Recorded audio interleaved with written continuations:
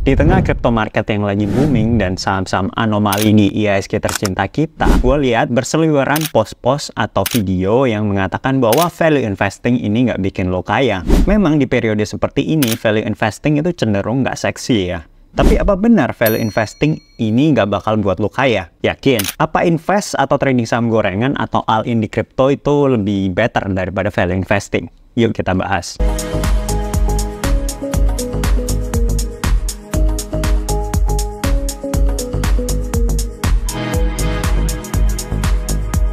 Buat yang belum tahu value investing itu apa, value investing adalah metode investasi yang menggunakan nilai intrinsik dan margin of safety sebagai prinsipal. Value investing sendiri ini berbeda-beda, karena tentunya nilai intrinsik ini tuh bakal berbeda-beda bagi tiap investor, tergantung metode yang digunakan untuk menghitung nilai intrinsik itu kan. Contohnya ada aliran Warren Buffett yang mungkin bisa membeli saham seperti Apple atau Coca-Cola yang valuasinya itu sebenarnya cukup mahal ya. Tapi ini merupakan brand powerhouse dengan fundamental bisnis yang kuat, dimana mungkin Pak Lo Keng Hong mungkin tidak akan membeli dua saham itu jika dia berinvestasi di saham US. Mungkin dia akan membeli saham yang seperti lebih mirip ke Crocs misalnya, dimana valuasinya itu rendah. Note, saya bilang jika ya, karena kalau nggak salah saya pernah dengar video beliau menyatakan bahwa beliau itu tidak investasi di saham Amerika. Punya saham Amerika, Pak? Enggak punya. Ya, saya hanya berinvestasi di Indonesia saja, di Bursa Efek Indonesia saja. Saya sama sekali tidak mau berinvestasi di luar Indonesia. Ini cuman biar perbandingan kita apple to apple aja ya. Oke, jadi sekarang Anda tahu value investing itu apa ya. Sekarang mari kita buat suatu perbandingan. Cathie Wood versus Warren Buffett. Jadi seperti yang teman-teman tahu, Cathie Wood ini tuh metodenya itu berlawanan banget dengan value investing lah. Jadi dia itu lebih ke growth investing. Jadi dia invest di perusahaan-perusahaan yang dia rasa itu bakal menjadi sangat inovatif ya di masa depan. Dan growth-nya itu bakal gila. Dan dia tidak mengutamakan fundamental sama sekali. Jadi teman-teman bisa lihat list saham-saham yang dia invest itu kebanyakan untung aja itu enggak. Dan ini teman-teman kita bisa lihat performanya Cathie Wood di tahun 2020 ya sama 2021, dimana dia itu dinobatkan menjadi salah satu investor terbaik di dunia karena fundnya itu naik, bisa teman-teman lihat ini sebesar 200% ya dari time frame Januari 2020 sampai Januari 2021. Semua pada bilang bahwa dia itu jenius dan Warren Buffett ini tuh sudah outdated lah. Istilahnya sudah tua dan metode dia itu udah nggak berguna lagi dan tidak menghasilkan return yang baik. Tapi kita coba extend time frame-nya sampai sekarang ya, karena ini kan cuma sampai 2021.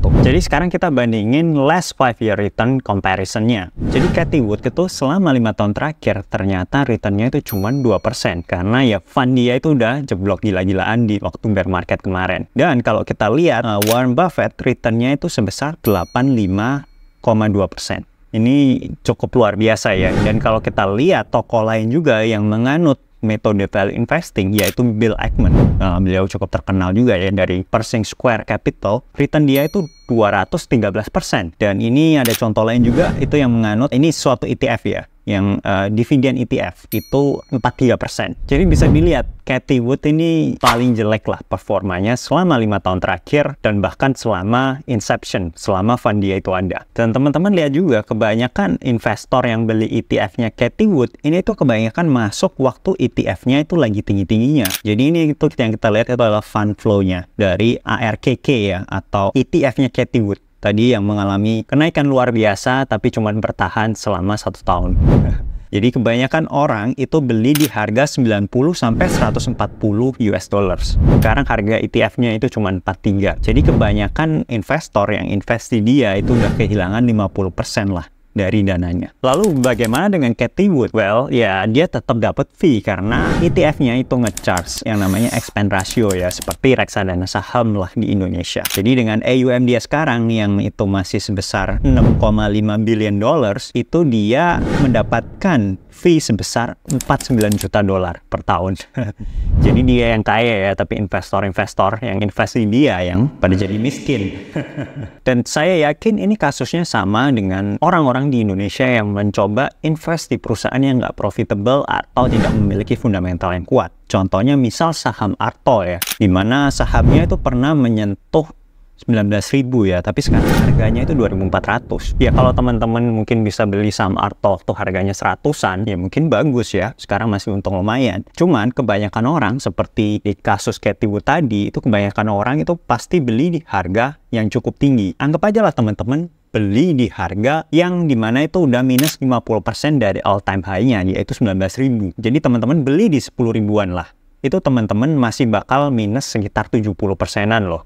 Jadi misal teman-teman invest 10 juta, duit kalian itu bakal nyisa cuman 2.500.000. Dan ini gua ngomongin saham gorengan yang market cap-nya cukup gede ya. Belum lagi saham gorengan yang mungkin market cap-nya kecil, yang mungkin lebih banyak permainan lagi. Apakah teman-teman bisa menang? Ya, mungkin bisa ya, tapi kalaupun bisa menang, itu mungkin ya teman-teman karena hoki, atau mungkin ke teman-teman karena dapat insider information, yang sebenarnya ya kalian nggak bisa ngandalin itu sebagai source of truth juga, ya kan? Karena nggak mungkin teman-teman bisa kenal semua owner dari pemilik saham yang ada di Bursa Efek Indonesia juga kan? Karena itu nggak akan realistis. Jadi hal yang paling penting dalam investasi itu adalah don't lose money. Karena saat kita udah loss besar, untuk ngembalikin loss kita tadi itu susah. Logikanya aja kalau kita minus 50%, saham kita minus 50%, untuk kembali ke modal awal kita, itu saham kita itu harus gain 100% loh. Logikanya gitu kan. Belum lagi kalau kita minus 90%. Nah itu kita harus berapa kali tuh? Returnnya harus ribuan persen pasti untuk kita hanya kembali ke modal awal. Jadi karena itulah value investing ini tuh terbukti. Ini kenapa Warren Buffett itu adalah salah satu investor terhebat di dunia. Dan belum ada yang bisa menggantikan posisinya. Meskipun ya Cathie Wood ini waktu tahun 2020 dinobatkan sebagai investor terhebat di dunia. Tapi ya itu tidak berlanjut lama.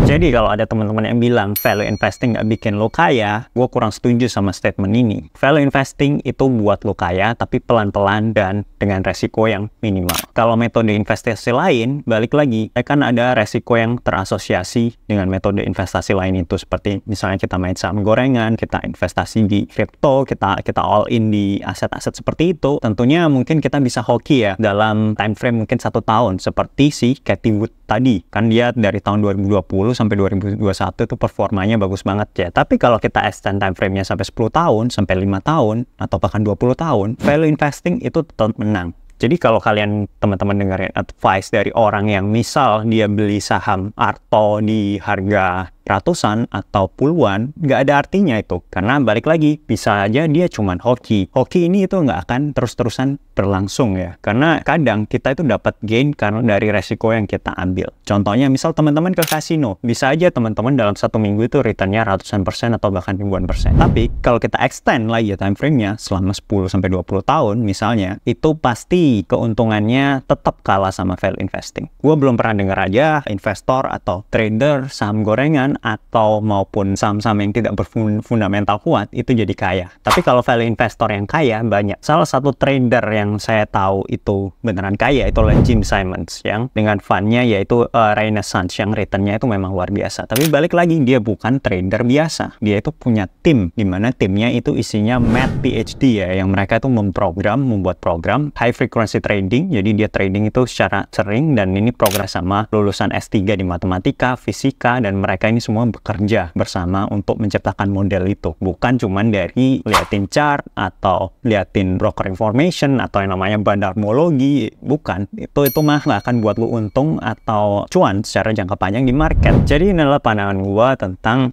orang yang bilang kalau value investing itu nggak bikin lu kaya. Buat teman-teman yang mau gua bahas topik lain apa di video selanjutnya, boleh komen ya. Dan jangan lupa share video ini ke teman-teman kalian. Dan jangan lupa like dan subscribe juga. Thank you and see you guys later.